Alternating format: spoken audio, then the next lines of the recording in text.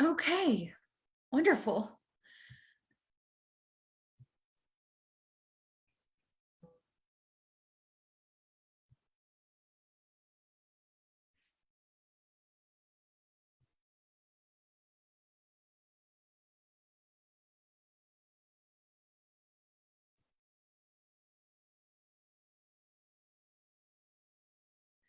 Excellent. Okay, we are now, I think everything, oh, I'm going to record this if that's okay with you guys. Yeah, okay. So thank you so much for coming. My name is Scarlett Sims. I'm with the Arkansas Arts Council, and I'm one of the people in charge of the Individual Artist Fellowship Program, and you guys were the 2021 recipients, which is super exciting, and I'm very sorry. I know, right? And I'm sorry we couldn't hold a reception during the pandemic, but you all deserve to be honored and spotlighted and just celebrated in so many ways. And I'm so flattered that you came to my little get together. I was hoping each of you could tell me a little bit more about yourselves and introduce yourselves, maybe talk about your artwork and the category that you won your award in. And I thought we would start there and then just talk about you and the fellowships and any tips that you might give people, because we have those open again this year. So thank you. I don't know who wants to start, but go for it.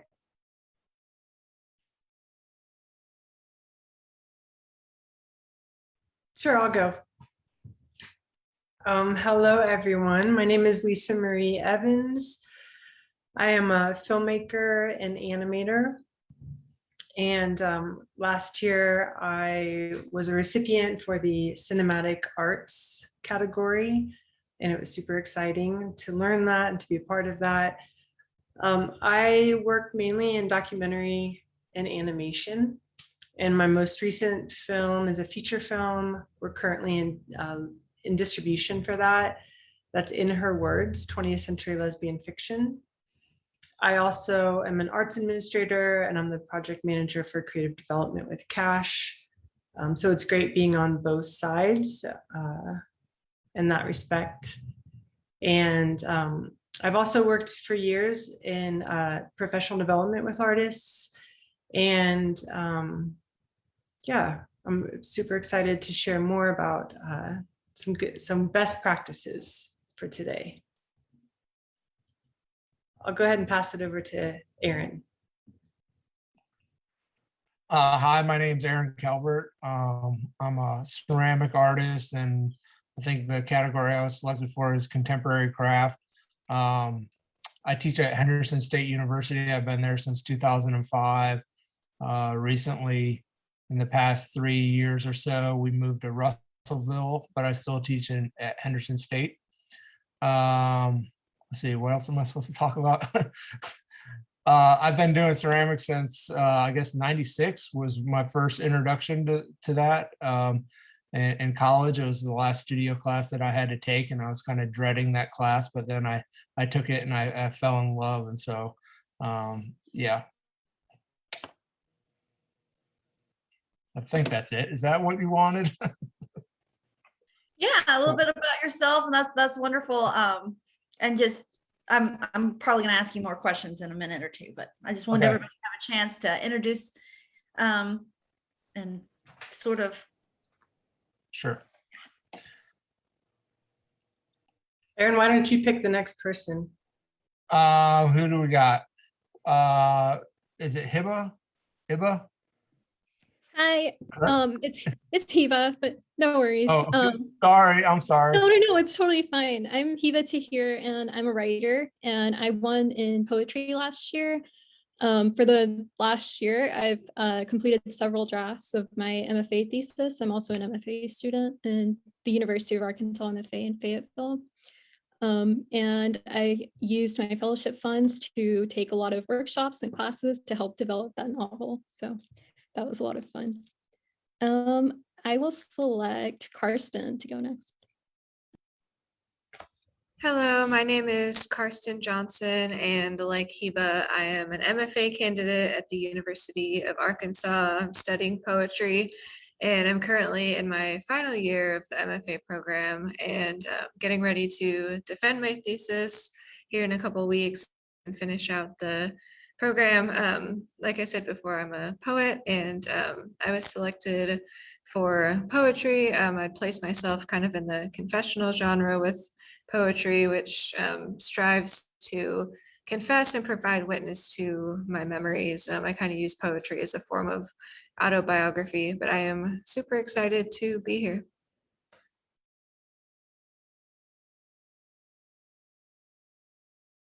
I think that leaves me. Tay Butler, like Hiba and Karsten, I am also an FA student. I'm in my final year, getting ready to defend my thesis in April. I was awarded a fellowship for cinematic for a essay film called Am I Alien that I created.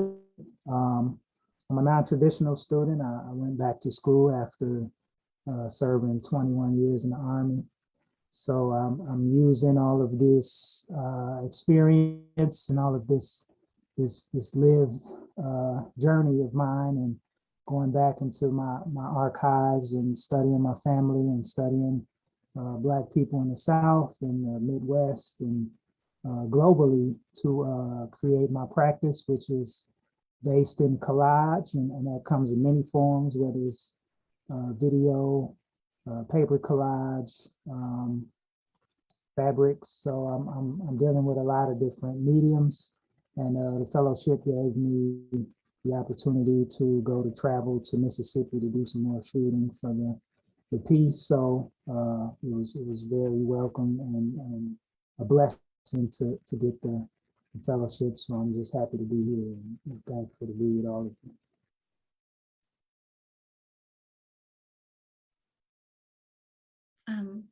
you. Would you like to go, Mr. Basiri? Sure. Hi. My name is Kaveh Basiri. I'm an Iranian-American writer and translator. The fellowship I got was for poetry and my own writing. I was born in Iran and came to America as a teenager. I'm author of a couple of chapbooks. This is one, 99 Names of Exile. This is another one on elementary English. My poems have been in a lot of journals, including the Best American Poetry 2020 and Best New Poets. It's last month I started a 2-year fellowship, Tulsa Artist Fellowship, and I hope to be a bridge in this project between the Northwest Arkansas artists and the Tulsa artists or Northern Oklahoma artists and writers. I guess for me, writing and translations are two hands for building bridges between Iran and America, two countries that have, of course, had a fraught relationship. And my poetry bears witness to the challenges my family faced as a first-generation immigrant. And so it deals with issues of home, faith, and identity. Excellent. Thank you so much. And so since winning, was there anything, were you expecting to win the fellowships? Like what compelled you to apply? And did you go through anything special? Like, I think a lot of artists sometimes are like, that doesn't include me, but it probably does, you know? Oh, and I'll just take that. I mean, if Mr. Basiri wants to start again, that would be great. I think we missed Kensuke. Oh, I'm so sorry. I didn't see you down there. I was like, what? You snuck in late. I'm sorry. Was what time? Would you Should I please wait till somebody say something? You weren't there a minute ago. Okay. Hi everyone, I'm Kensuke Yamada from UA Little Rock, and I got same thing. What was the contemporary craft category, and I was last year. And what was that? I'm gonna keep going with that question. What was the question again?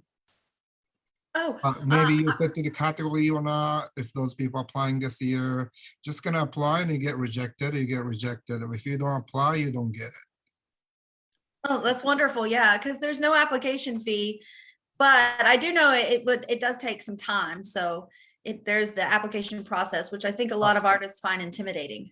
I think this application, at least last year, was very simple. Like you guys are just giving away the money for no matter what to support artists. I mean, you know, some application like this can be much more detailed, and you need to come up with a short-term, long-term plans or budget plans or so many things. But this was, you know, it's pretty easy application for me to fill though. Yeah. Yeah, I actually thought it was easy too, but mine was in 2010, so it's been a minute. So how did you, some of you already explained how you used your fellowship awards, but would you like to elaborate on any of that? I mean, Hiba, you talked about conferences. Were there any special conferences that you felt really helped you with your work? Well, because I'm in an MFA right now, it mainly focuses on fiction that's like literary and for adults. And so I took and I'm working on a YA project, which is geared toward a more younger audience. And so I took a YA fiction workshop through by using my fellowship funds. And it was very helpful in developing that voice.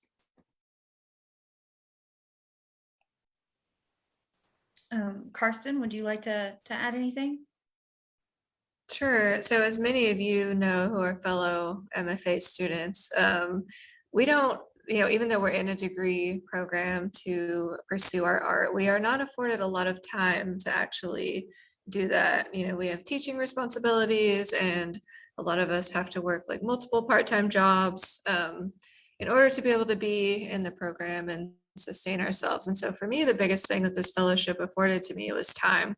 I was able to cut hours at my second job and devote that time to my art, which is something that I would not have been able to do had it not been for this fellowship. So I was very thankful to have those extra hours to devote to my poetry and to strengthen my thesis.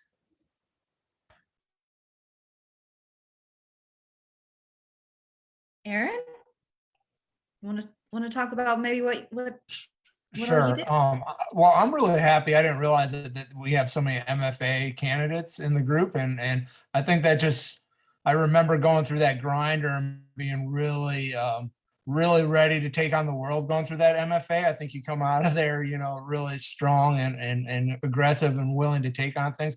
I think this application was really easy. If you're kind of a working artist, you have images ready, you have an artist statement, you have all those things. And so, you know, for me, it was a matter of just going to my desktop on my computer, grabbing stuff, putting it together. And I've applied to this in the past and not gotten it because, you know, ceramics and sculpture sometimes don't, you know, it's just not accepted within the sculptural world. Sometimes there's biases.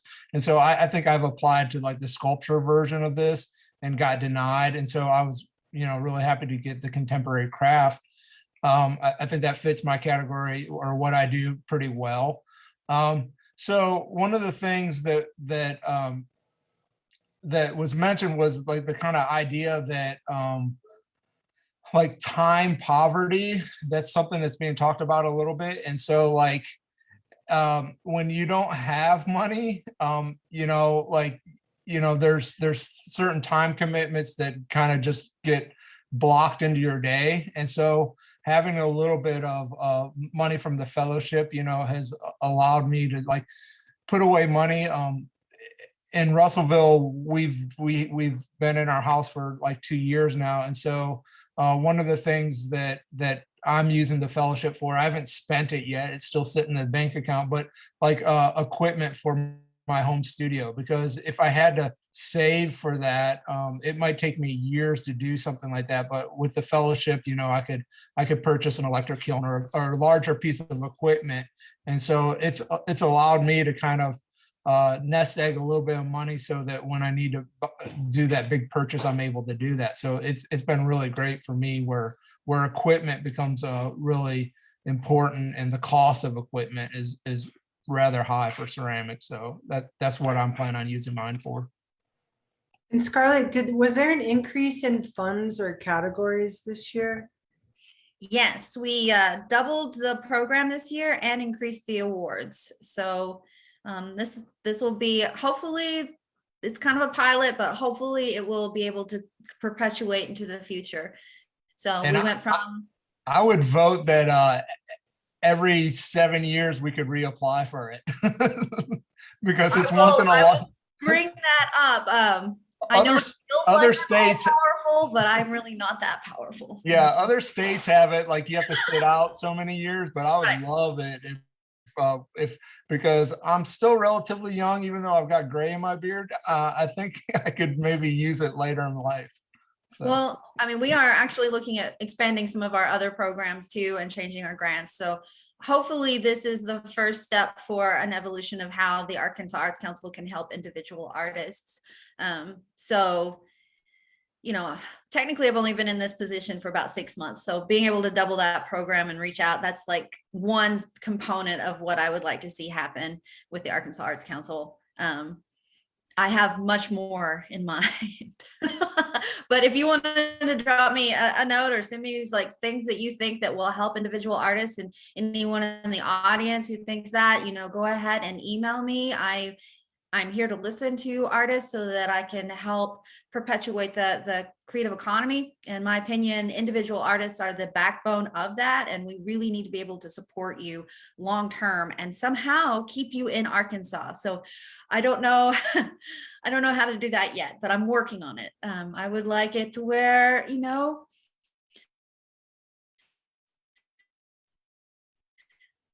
Mr. Basiri was like, nah, Oklahoma, I'm staying in Arkansas. I want to keep my creative people here. Should we go ahead and announce what the money is and the categories for the awards? Sure. I didn't want to take too much limelight away from you guys, because really this is about you and about what you did and any tips that you might have for people out there. But this year we have the traditional three, which were like the literary and the visual and the performing. They're a little different, or songwriting. We have in literary, we're doing flash fiction or flash creative nonfiction. I think a lot of writers will know what that is, but it's basically a shorter kind of writing. So between 500 and 1,000 words. So we're trying to keep it very short and succinct. And then the other one in the traditional vein is graphic novel. So that's our visual arts component. This is basic, and it covers a lot more than just graphic novel. It's graphic storytelling. So any sequential art form that tells that story. It could be manga, it can be the comics, even role playing, depending on how you go about it. All it needs is the visual component to be in the forefront. So there's that. And then we added 3 new categories. One is multisensory art. It's meaning that you can experience the art in multiple ways. So it has a visual component, but it would still have some other component that would allow people to experience art in several different, it can be smell, text, texture, or like hearing. There's plenty of examples of that going around, trend kind of in a trend. Well, that was pre-COVID, but I enjoyed the trend.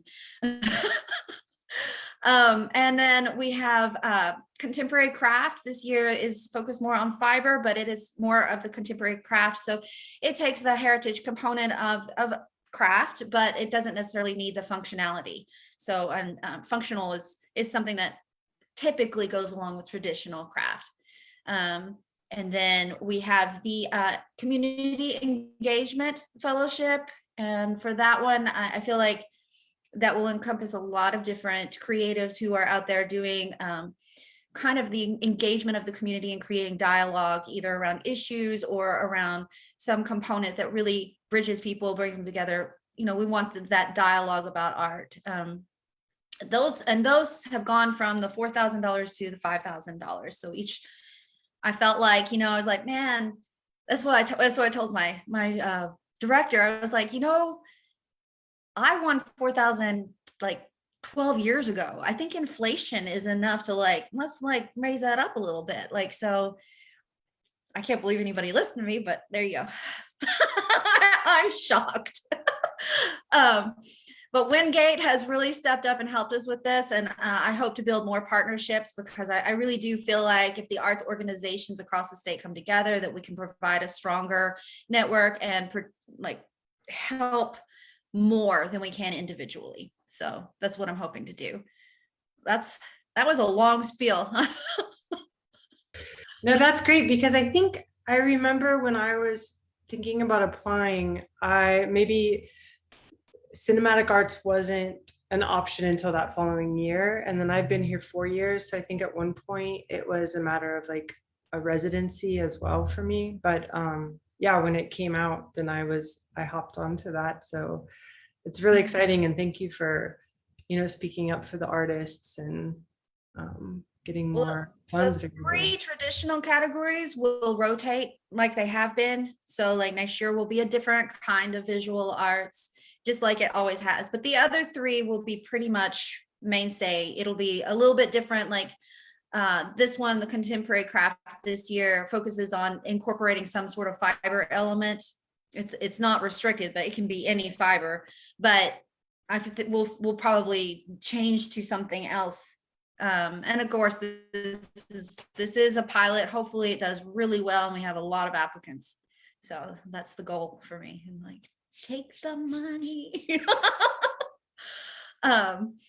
But for y'all, I just I do want to highlight some of the things that you do and the tips. I think it's really brave to apply for some of these fellowships. I really do feel like a lot of artists are maybe intimidated by putting out the first things or trying for the first time. I was hoping some of you might talk about that, building up the courage to just go for it and carving out the time to do so. Anyone want to jump in on that? I think all artists feel a lot of self-doubt and worry about whether their work is good enough. So any form of affirmation, and this is exactly one of those, it definitely encourages them to continue to do the work they do, encourages them to apply for other things that allowed me to do that. And even also makes you say the time that you have allows you to experiment on things that you might have not thought. You say, oh, maybe I can now do this thing that I thought I had to be safe. You don't have to be safe as much. So I really do think that and it also motivates you to do more. I think that once you get an award, you have to show why you did it. So if you're sitting on at home not doing, it makes you do work actually that you might have avoided doing because you thought you weren't good enough or whatever reasons.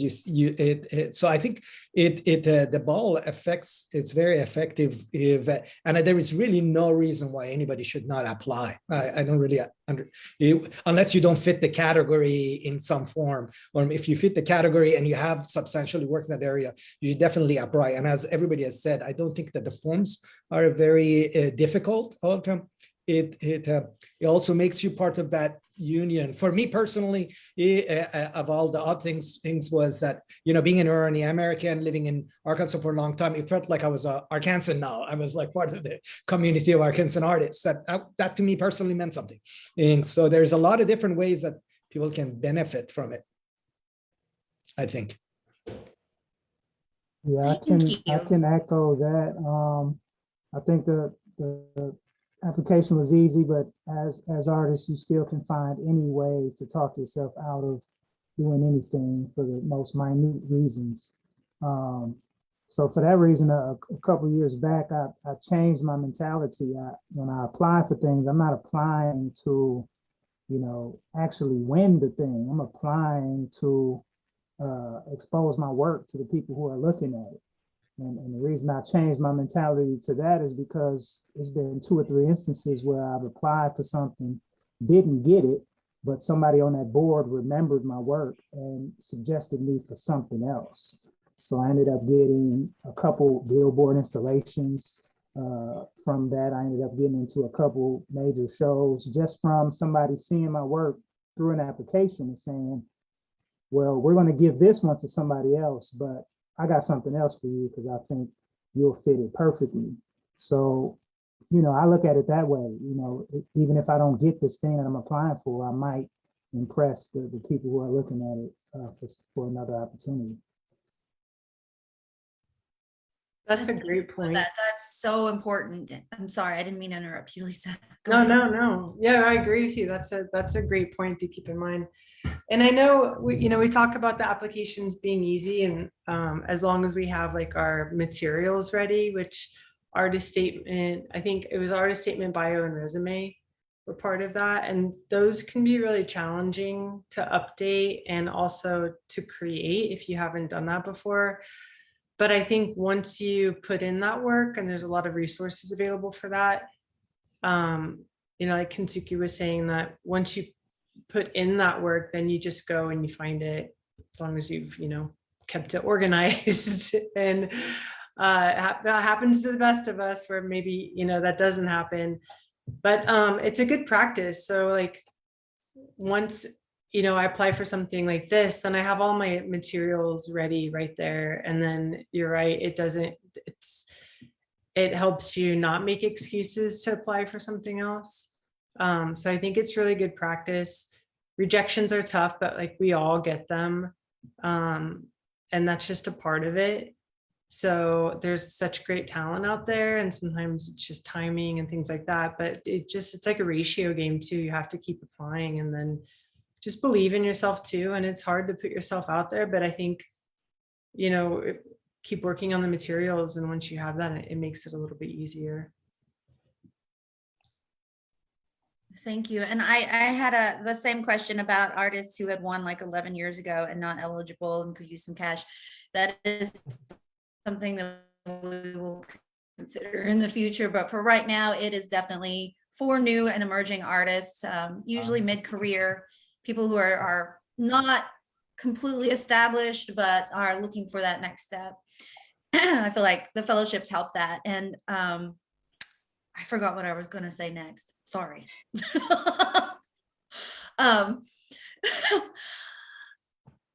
Yeah. Well, Sorry. one of the things I was listening to a discussion. I don't know. I drive a lot. Obviously, I live in Russellville and work in Arkadelphia, so I have a lot of time on the road. And there was a discussion about small business owners and first-time business owners, and a lot of times, like a guy will start a small business and fail, and he'll just be like, whatever, I'll start another one. Where sometimes a female will fail and they'll say, I'm not good enough. You know what I mean? And so like, as someone raising two young daughters, like I try to break that kind of feeling. Like, do not take this personally. Like, if my resume would be like 8 times as long if I got into everything that I applied to. So like, don't take it personally. Like, you're not good enough. You're totally good enough. If you're looking for fellowships and scholarships and stuff like that, you're probably good enough to get one. It's just a timing thing, and I've been doing this since '96, and just lately,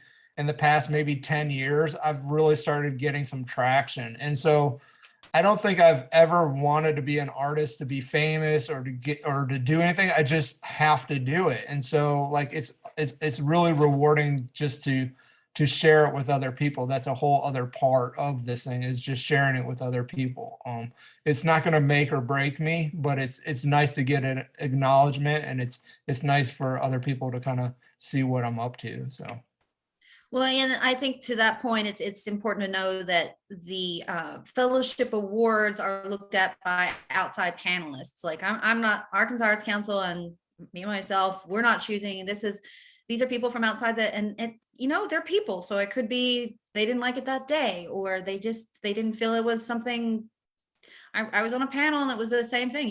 You got 3 or 4 people, different personalities, and they're talking it out, and it just might be that your piece is super good, and it's just that for some reason that was this other person that they chose. It isn't personal, and I think that a lot of artists forget that. I think one thing young artists can do is we basically sell ourselves on the images of our work. And so, you know, in the past 10 years or so, I've started hiring someone to professionally shoot my work just because that is my first introduction to someone is that image. It's not the actual work. And so having those images for you guys, MFA or people just watching this, I mean, that gets you in the door sometimes. And then, you know, from there, you know, you have to sell yourself in some way. But like those images of the work become, I think, really almost more important than the work itself, at least to get in the door.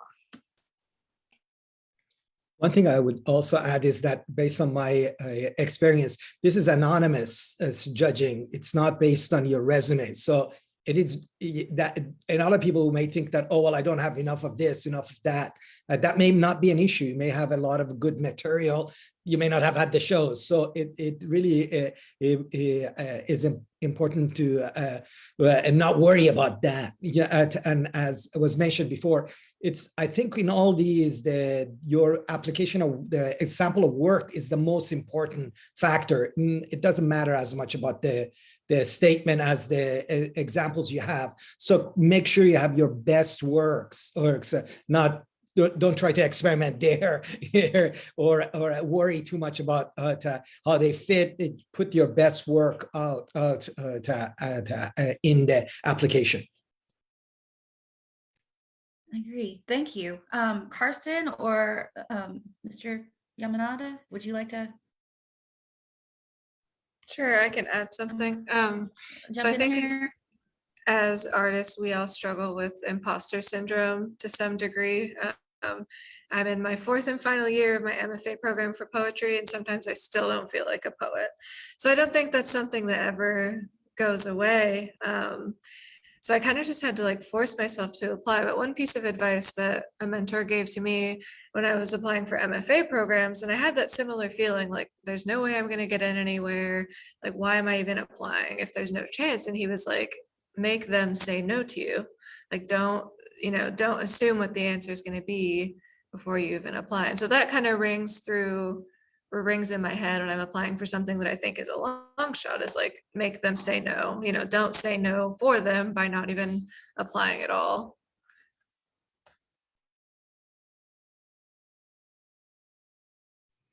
Wait, should I say something? Yes, please do. I think those are all great. I mean, I think this type of conversation is always kind of circle back and everything, and ended up like nobody know why I got it. Even we got it, we don't know why I got it. I mean, a couple months ago, or maybe the last year or so, that some artist was expressing on the social media, said why my work never get attention. Some frustration from a younger artist that their work is great, but somewhat they never get attention. Why does that happen? And even we look through many artists online these days. I mean, back when I was in college, online wasn't sourceful like this right now. So everything was from a poster or magazine or people's slide, actual physical slides. And also right now, all the information out there, a lot of opportunity to put your work out there, so and so. But I definitely understand that there are so many works that I think they're better than me, or something that I always admire, or I always like, but somewhat I got into the show and they didn't get in the show. Or then other way around, I didn't get in and they got in, and sometimes you're like, what? Same thing as a getting teaching job too. Like, why I didn't get it this time? Like, you said the same thing. The question gonna get like same thing over and over when you apply jobs or grants, and you responded in the same way, but you got it this time, and then the last time you didn't get it. And then always the question of, I don't know why I got it, and rarely, I mean, these kind of grant proposals, sometime organization will give you a time to discuss about some feedback, and then they'll tell you what could be included in your proposal, so and so. But most of the time, you just get a piece of rejection letter. So I guess that, I mean, that's what everybody's saying, like, don't afraid, just apply, so and so. I think the problem of that younger artist or people really try to get such an opportunity, they stop applying after a couple of years because they're getting rejection as such a discouragement. And somebody was talking about taking it personally or something like that. But getting rejection letter is such a discouragement, and after your all hard work. But I think the people stop applying is the one that they never get it. So it just have to keep applying. And again, like your resume is, it's not because of your resume, it's not because of your portfolio. It just sometimes get it and sometimes don't. And, sometimes we don't know why that happened, but I know that people stop applying because it's so much discouragement from a rejection letter and so on and so, and they will not gonna get it. So this is a very difficult thing because I know I'm sure everybody here is too, but we've been to both sides of the selection committee sides to being applicant sides, and sometimes I don't know why this is better than this, why I picked this, and like what standard. And so sometimes I'm looking at something like a science project and then I don't even know how to judge this, or looking at the organization application, and both are really needed help, and then why we don't give it to both of them. That's really, there's something that we can't explain, even we discuss about this after 1 hour. But one thing is that if you stop applying, you don't get it, that's for sure. There's this artist in Kansas City, he's a sculptor. He also owns like a restaurant and music venue. And in line for the restrooms, he has rejection letters pasted up on the wall. So, I mean, that's like really embracing it. That's not my style. I don't really want to keep it up there as a reminder. But what's so cool about that, I think, is it resonates with people, right? So it like gives me some sense of comfort when I would read them, and also just the way he could put them up there. So I think you're right. It's like we all get it, and play the odds and apply more than once, because it's just a hard thing. It hurts still, but it feels really good when you do apply and put the work in, and then you get something. Well, back then rejection letter was actual physical envelope, like a physical paper. So when you're waiting and open the mailbox, and here's a piece of letter, and then at that point you touch the letter, it's a rejection letter. So, and then you open the letter, and these days it's email if you get one, or sometimes you don't even get one, but if you get one these days, it's email.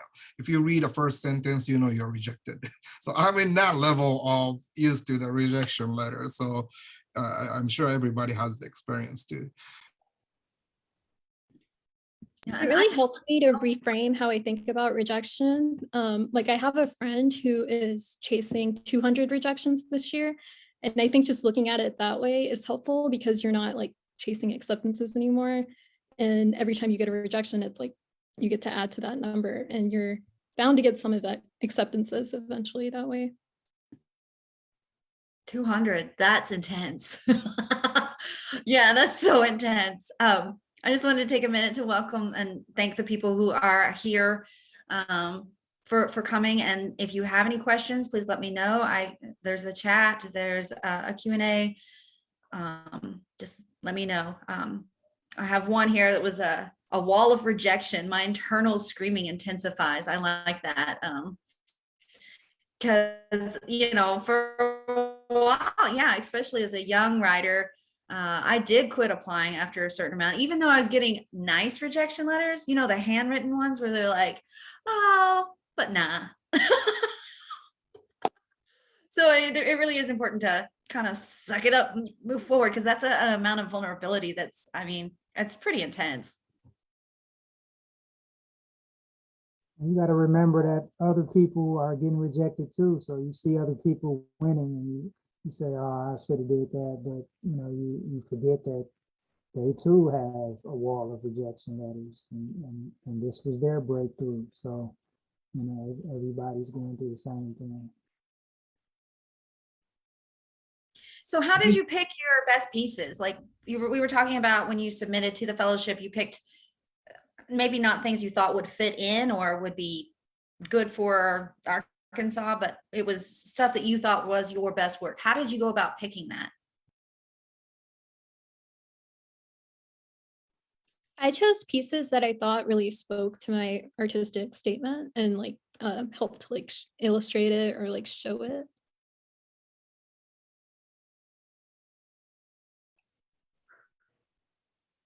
I'm usually most excited about whatever I'm doing at the moment. Like if it's a few years old, I'm kind of like over it. Like after I make it, I'm kind of done with it. The most exciting thing I'm doing is what I'm working on right this second. So most of my stuff that I submitted all held together as a group of group, and they all related, and it was kind of my most recent work, the best representation of me right at this moment. So that's kind of what I did. I do a variety of things, but people don't see a lot of variety of stuff. I don't show a lot of variety of stuff. So it just was that group that kind of held together, what I was excited about. I personally, I make artwork that I want to own. And and then whatever, like I think there's something about that, like you're excited about it. And like it's like when I see a student making artwork, like I can tell the student that's excited about what they're making and the student that's not excited about what they're making. And so, I just make stuff that I want to own, and then it seems to resonate with other people. They seem to like it as well. And so that's kind of what I.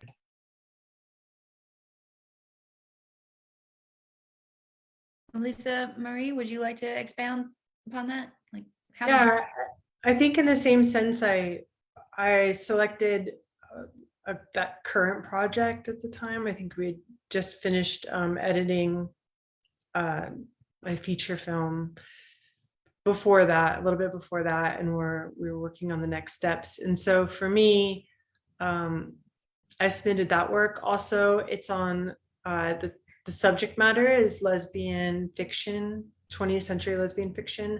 And so for me, it was important to talk about that work as a part of who I am as an artist. And that's a lot of the work I do is with the LGBT community in that sense. And so that's where my voice is strong. And so I really wanted to put that work forward.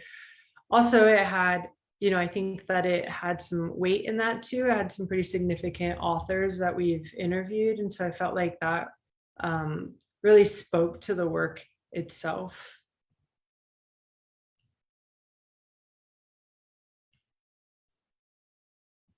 And there's a time limit on them too. So I think it's like a 5-minute time limit, which. Yeah. In cinema. Yeah. I think we have some time limits on the blues music pieces too. Oh, and of course the flash fiction, but this year. Does anyone else want to talk about like how they went about picking their pieces? Sure, I can share. I tried to pick poems that were in conversation with each other, and I tried to give my submission packet like a sense of thematic cohesion. And then like Hiba said, I just want to echo that I made sure that every poem in the packet exemplified what I said in my artist statement as well.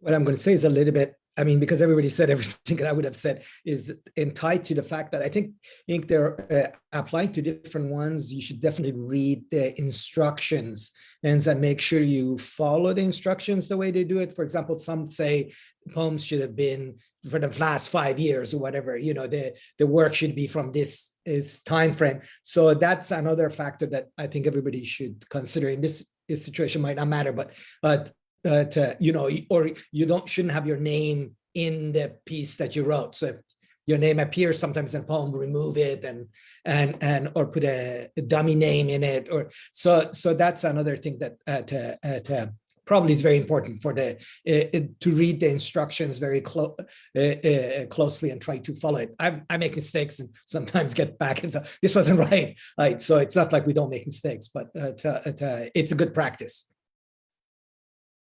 Yeah, that's a great point, because I knew the time limit because I'd actually submitted something that was longer. And so fortunately, I was able to submit something that met that time limit. So it's always a good practice, to to check that for sure. Happens to the best of us. Something Uh, I've done too is had other people curate for me. You know, when you're making stuff, you have this emotional attachment to it. You don't really see the differences in the work. You know, they're like my kids, and I can't pick a favorite. And so, you know, I'll go either A by um, applications that I've won before or pieces of work that people respond to the most. Or sometimes I'll just give, you know, a mentor of mine a few images and say, hey, which, you know, if you were on a board or a council or whatever, and you were jurying, what would you select? Just to kind of see what attracts other people, because, you know, I see it all the same. They all look either great or terrible to me. There's no variance. You know, there's always some pieces that, you know, you feel pretty strongly about, like, okay, this is one of my best pieces, but for the most part, it's hard to determine what the differences are. And I have a panel question here, so I think this is more me. Is the artist statement presented at the same time as the art images for panel judging? The whole package will be presented to the judges, so yes. But it is blind, so we do remove the names. You can be kicked out if you don't follow directions and if you put your names in there. Like, I'm pretty artist friendly, or I try to be, since I'm the one preparing these for the judges and the panels. I will try extra hard to make sure every artist has the best representation before the judges as possible. But I do know a lot of places will immediately just like cut you out. Like, you didn't follow X and it was to the letter, and then we're not going to have anything to do with you, kind of thing. You know, Yeah. yeah, I've been on hiring committees and you're just looking for a way to weed the pile down, you know? And so like if someone's missing something, it's just an easy way of weeding out the pile, you know? And so you really do need to follow those directions and, you know, not make it easy on someone. Yeah. And was there anything surprising about the application? Like when you got in it, was there something that you were like either good or bad that was or confusing, or you just you hated? I guess now tell me publicly. I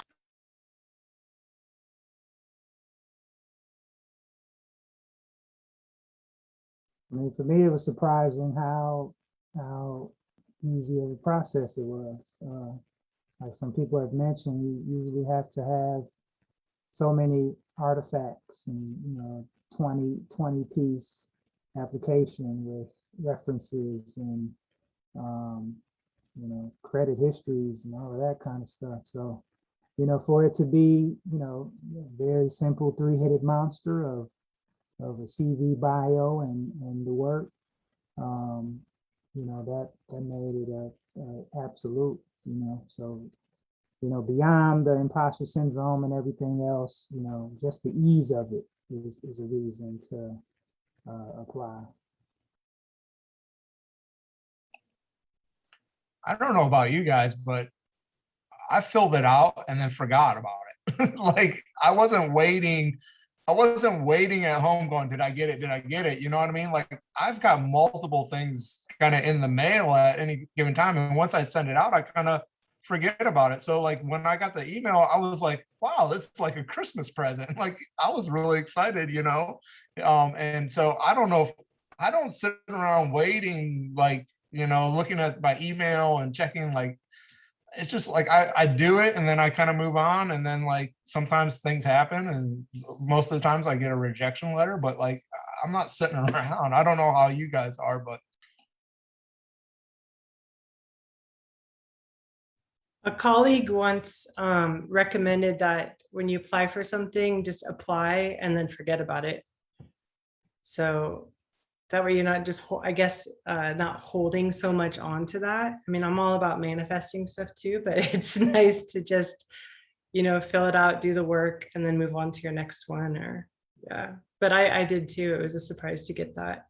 I don't know, what was the turnaround time too from, do you remember, of the application for that? It was pretty long because that it closed in April. So this one will close in April again. April 16th is the deadline. And then there were a series of panels. This was before me, but and then it was announced, I think in the fall. So like around October, usually we have some kind of reception or presentation, and we had to do all that virtually. But it did feel like a Christmas present when I got it too. In fact, I got like the governor's letter and I was like, oh, look, it was around Christmas actually that I got that. Anyway, yeah, it did feel like that. I'm hopeful the process won't be elongated just because I've elongated everything. Twice the work in less the time. But yeah.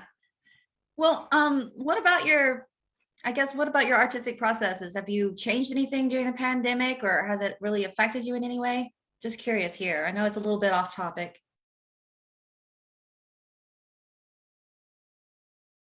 Well, I'll say, you know, I mentioned that I work with Cash and I work full time. And for me, I have to set time and goals and for the week to be able to continue studio time into applications and to make sure that I'm balancing that time between a full-time job. Because yeah, you know, as artists, we have multiple areas of income and jobs. And so, yeah, I think that just continuing that balance and to make sure that I list the things out that I know I want to do to keep what equals success for me.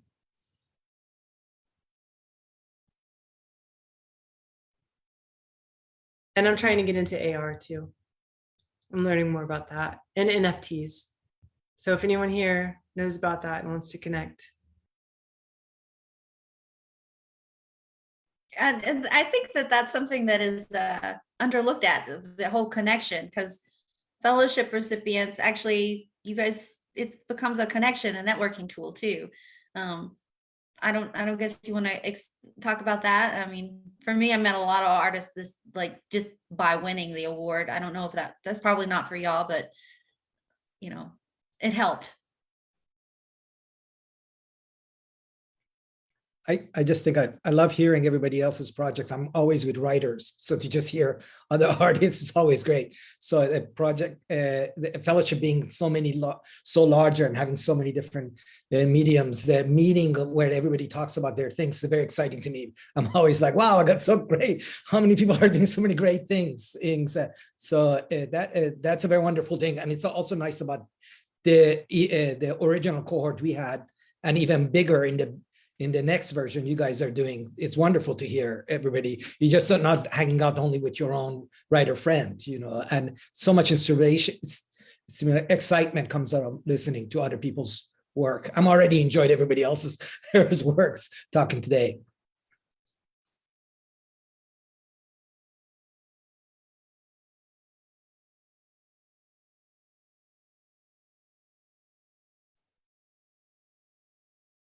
Yeah, I really enjoyed watching everybody's video too. That was really cool to see how everybody presented themselves and talked about their work. So I think that was really nice. And then I wasn't familiar with most everybody, so it was a really great way for me to connect. And I mainly have done social media with that. But I think it's so nice to, have your world opened up too. And this is like our once in a lifetime group that we're connected to for this award. Let's all get tattoos. I want to get a tattoo with y'all. You're not allowed. You're not allowed.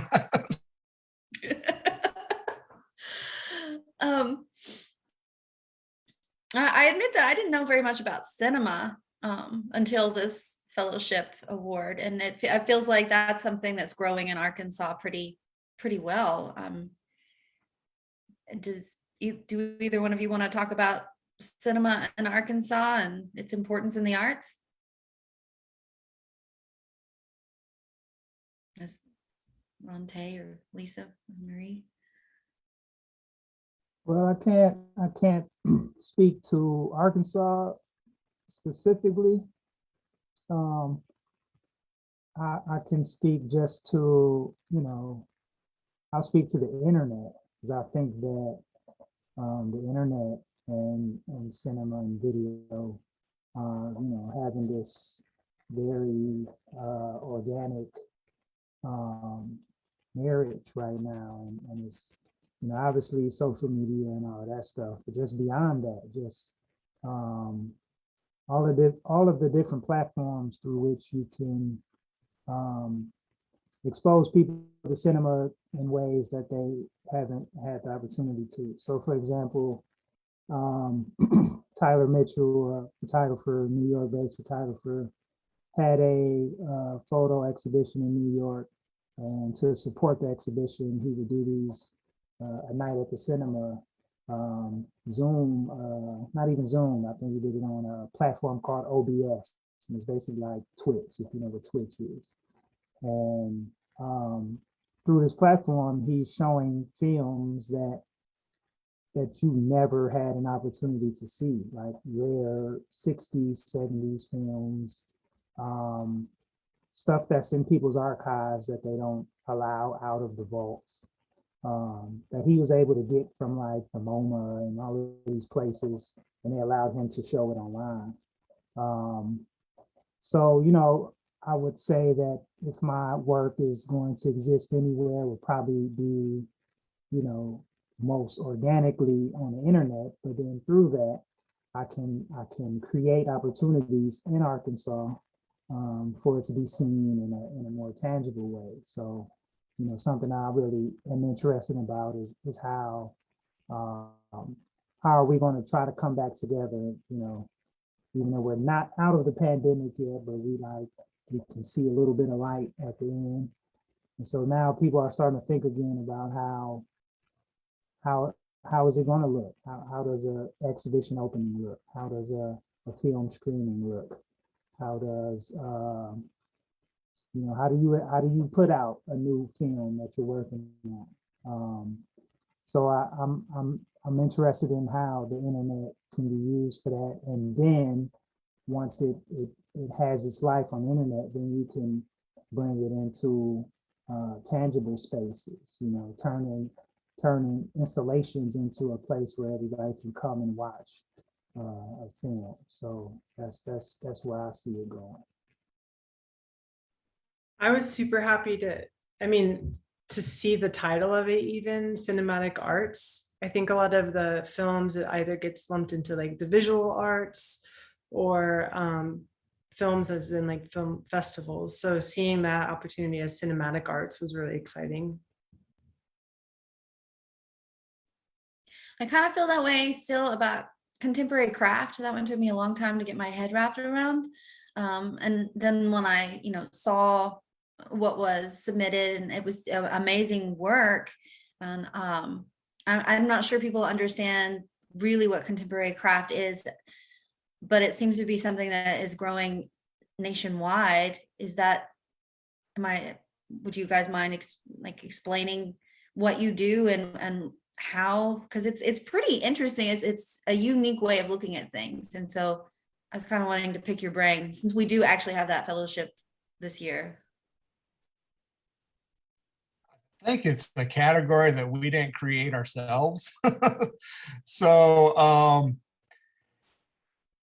you know, for me, I started as a functional craftsman, learning all the traditional materials of ceramics and things like that.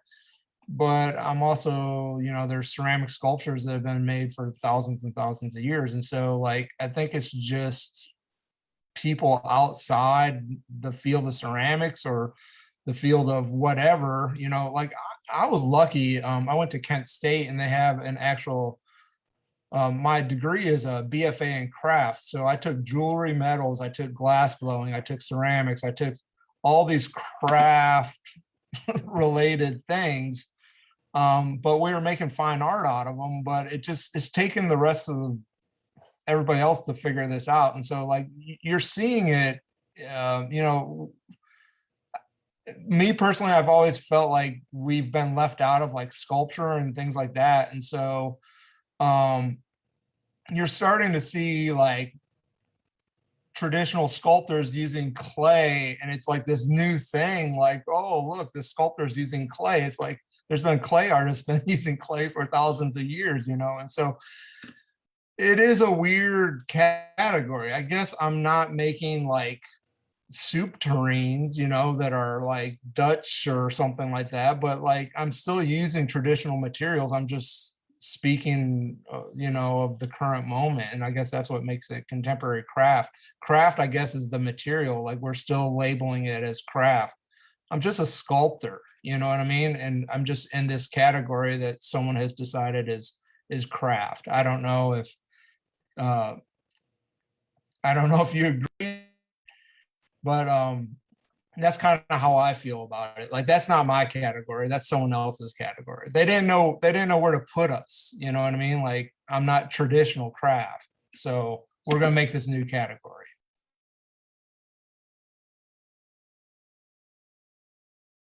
Do you agree, Kensuke? You gotta talk about this stuff. Do you agree? I was hoping to just be quiet, but you know, I don't remember we had a chance to click the category says you're applying for contemporary craft on application.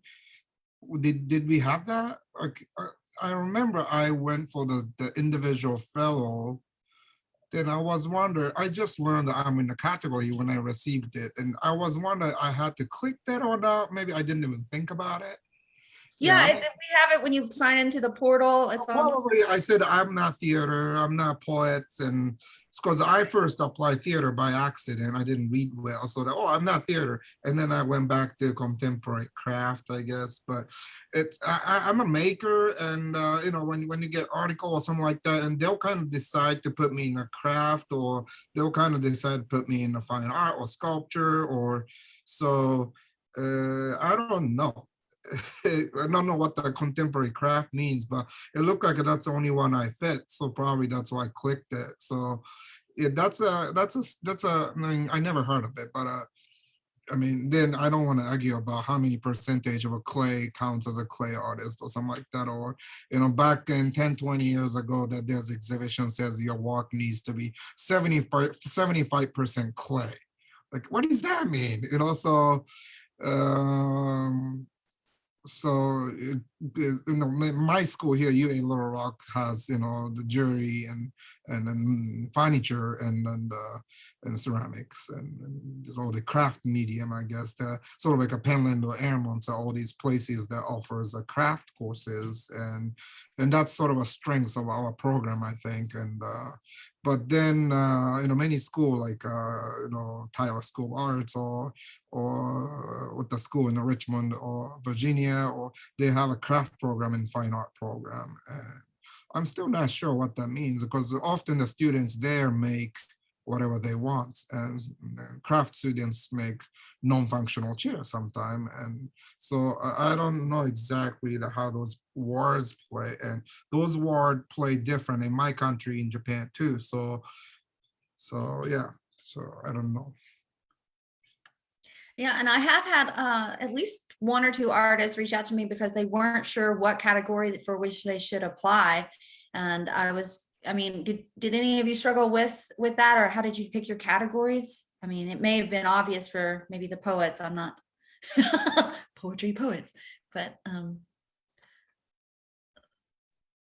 did you just know which ones you were going to apply for, or I don't know. Some artists, especially multidisciplinary artists, have really struggled with, do we want to apply for this or this? Because you can only apply for one category.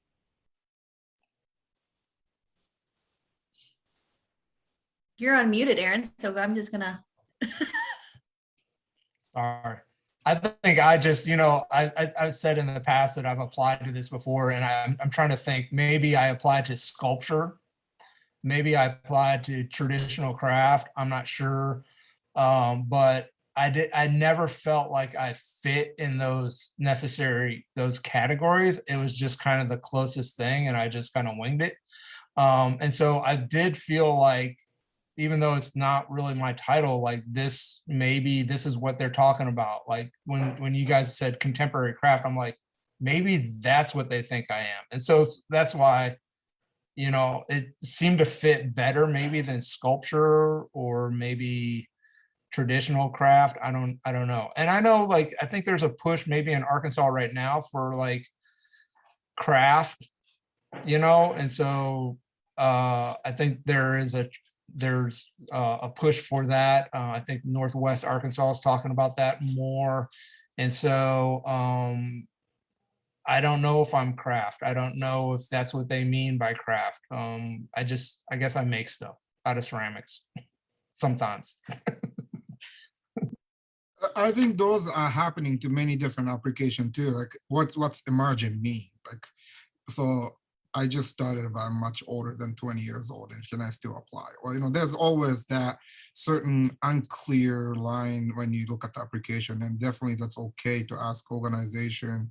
I think that's a fair to ask organization to clarify, you know, what does that mean? So, and then organization should be able to respond to it. So. Some of the categories of writing is also so obvious, but like, for example, the one you have this year, it could be a poet could think that they're writing short flash fiction. A fiction writer could be thinking of it. So there's also, you know, you're not getting a degree. You're not going to get an MFA that in flash fiction, for example. So those issues would be definitely raised with some of the other categories that you guys have, including this year's. But when in the poetry and fiction, maybe it's less of a factor because that's the ones a lot of people have got MFA and we're very familiar with. So I believe that the same kind of issues as the craft show up in writing in different categories. Oh, definitely. And I mean, I'm in a writers group, so I knew that this was something that a lot of writers I know are interested in. It's sort of a thing that's happening in the literary field. But I also have had questions about like, what can that be? And the difference between micro and just flash and micro flash. And so there's all these different words that kind of mean that. So I tried to clarify like the word count, but you know, leave it open enough where you could do that creative nonfiction or fiction element, as long as it was a succinct and short, you know, story, because both of those are storytelling techniques.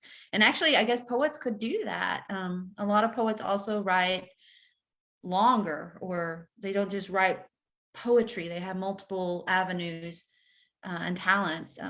That might be something, maybe some of your writer friends are thinking about applying for the fellowship this year. And I think like more open is better than narrower. Like if it's more general,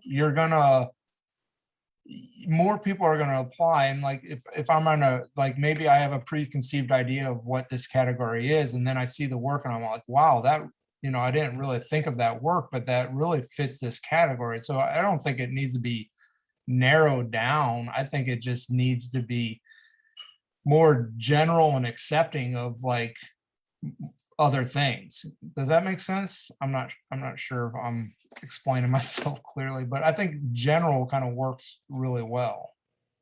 Yeah. I know Kensuke needs to probably leave soon. Is there anything you would like to say? And then I'll try to wrap up. I'm going to try to take some Q&A. If any of the attendees would like to ask any questions, I'll probably wrap up so I don't keep my panelists that long. Would you like to say anything? I don't see any questions yet.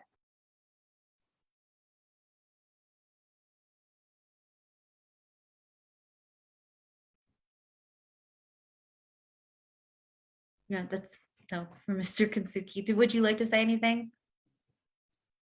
Me? You really hate that, don't you? I'm so sorry. Well, yeah, I mean, thanks for all coming, and first time seeing all your faces. And, it's been great, so thank you. Thank you so much for coming. I really appreciate it. I had a question more for the Arts Council. I feel like the 6 categories this year don't include 2D regular old painting. Am I wrong? The categories in the traditional fields, they rotate every year. So that changes out. And we had a just straight up painting category, not this past year, but the year before. So it was a relatively, that's happened recently. We do have 2D visual arts, the graphic novel, comic, it can be painting. I actually have painters who are actually submitting that narrative story form. So or at least they've told me so. I haven't checked, but they say that they're going to. So that is a 2D category. And also you can fit that into other avenues such as the community engagement grant. I know at least one photographer that I think is planning to apply. And I would encourage anybody to do multisensory because it's pretty awesome. Even if you had like a sound recording along with your visual components, some of those are some of my personally favorite pieces. Not that I get to pick anything. So I just want to put that out there. I do not pick. I know I don't want to keep you guys for a really long time. Would you like to add anything or do you have any last moment tips before we sort of wrap up? I meant my panelists. I'm sorry, I've been so scattered today.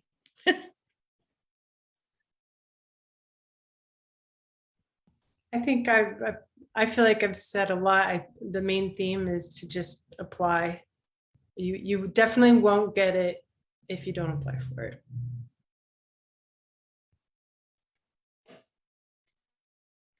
I may add something as a writer, or as an artist. For a long time, I was afraid. I hated writing about myself. I still hate about writing about myself, describing myself. All of those things I know everybody dislikes, and everybody probably doesn't do it is afraid of those things. Oh, and the work of putting a resume, but that's not really doing the work. I just want to do the work. But really, actually, this is part of the system. If you want to be taking your work seriously, you have either the option of doing the other work you've always been doing, or do this. If that's what you want to do, this is the only way that you would actually make it viable. Oh, you have to practice to create a resume. You have to practice applying for grants. You have to practice having an artist statement. Mine is always evolving. And I have all sorts of worries the same way as everybody I think has. But you have to force yourself and just consider this. It's especially for all of us that have jobs that we don't want. Is that better? And then you might get more motivated to do this work of producing your resume, producing your artist statement, producing your work in a package that you can distribute and show people.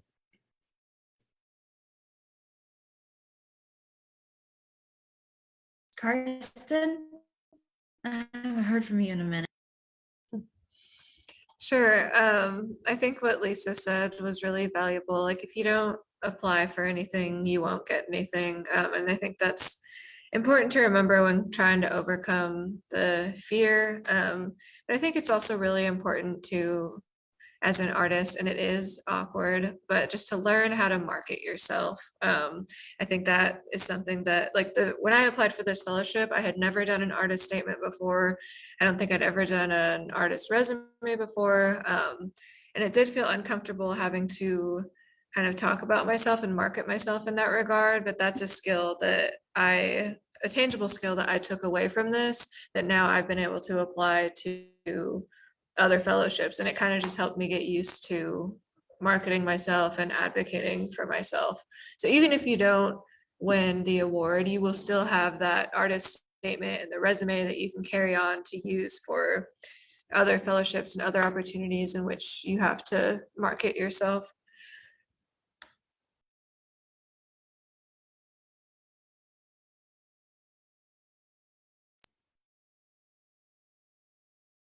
I do have a question here that said, does fiction writing for the purpose of entertainment, a la Stephen King, have a place in contemporary media? I'm not sure that's pertinent to this, but I really feel like that could fit into flash fiction if it were short enough. It seems like I remember some Stephen King that was pretty short when I was younger and reading it underneath desks, but anyway. I don't know if anyone wants to tackle that question, but if you do, there it is. Yeah, he does. Yeah, thanks, Chris. He does have a short story collection. I think it had like a hand with an eye in it. That's like way going back. But anyway, Hiba, do you want to add anything before we go? I just encourage you guys to apply. Okay. Last word, Ron Tay? Want to give me the last word? Yeah, I got some peers. I'm encouraged to apply, and yeah, I just really appreciate y'all for making this opportunity exist, and I'm almost done, so I'll always have a fine place in my heart for Arkansas, and I'll be back a lot. So I think between you guys and Windgate and all of the institutions, Crystal Bridges that are trying to convert Arkansas into a hub for creativity, everything is looking really good.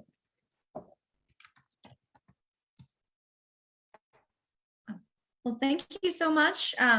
It was a pleasure to have you here, and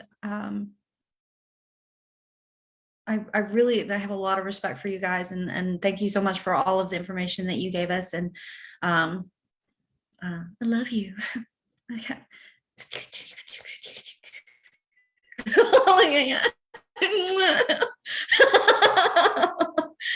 And if anybody has any more questions or wants to contact me about the fellowship awards, or would like to, if you're out there and you're a writer, you want to feature one of our fellowship recipients, then let me know. I'll drop my email into the chat. And I think that's good. I hope you all have a wonderful rest of your Monday. And if you would like to, if you want to put your information in the chat, that is absolutely fine. If not, I completely understand. I think Lisa Marie already did so, but if there are, we have 4 attendants left here, and there's some people online, but if you would like to add your information. Oh, well, I can save chat. Somebody was like, I don't think we can save chat. I was like, maybe I can. Great to see everybody again. Thank you. Thank you for so organizing. much.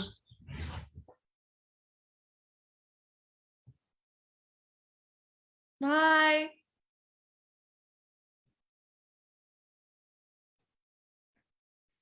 Thank you guys for attending. Let me know, and I will try to. Oh, thank you. Bye.